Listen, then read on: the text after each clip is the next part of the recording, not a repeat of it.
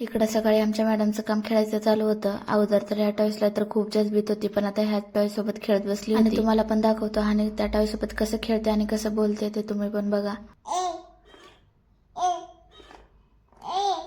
Madam तर चांगलंच खेळत बसली होती. तोपर्यंत मला पण काम करायचं होतं. काम तर संपूर्ण झालं होतं, फक्त भांडे घासायचे राहिले होते.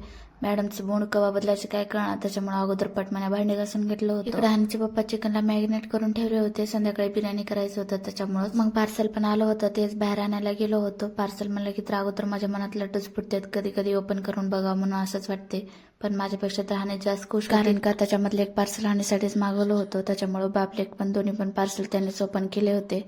मी ना हानीसाठी वॉटर बॉटल मागितलं होतं. खरंच या बॉटलची पण क्वालिटी एकदम मस्त होती. मला तर खूप जास्त आवडली आणि लहान लेकराला पिण्यासाठी पण एकदम परफेक्ट होती, कारण का लहान लेकरा ग्लासनं पाणी पितळच पण ठसका लागत आणि ह्या बॉटलला ठसका पण लागत नाही आणि लेकराला चांगलं पण पिता येते. त्याच्यामुळे हानीसाठी बॉटल ऑर्डर केलो.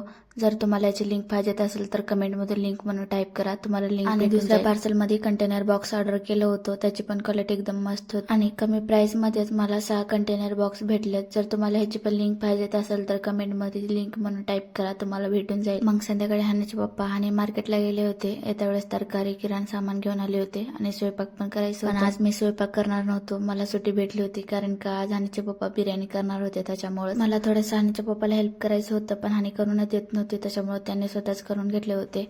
हानी पण झोपीला आली होती, त्याच्यामुळे तिला झोपू घातलं होतं. मग मार्केटून आणलेले तरकारी पण तसंच होतं, ते संपूर्ण चांगलं ठेवायचं. त्याच्यामुळे अगोदर सगळे हिरवे भाज्या पण निवडून ठेवायचं होतं, त्याच्यामुळे निवडायला बसलो होतो. मग सगळं झाल्यानंतर संपूर्ण डबे फ्रीज मध्ये ठेवलं होतं. फ्रीजचं लुक असं काय दिसत होतं. जर तुम्हाला आजचा ब्लॉग आवडला असेल तर लाईक, फॉलो, सबस्क्राईब करायला विसरू नका.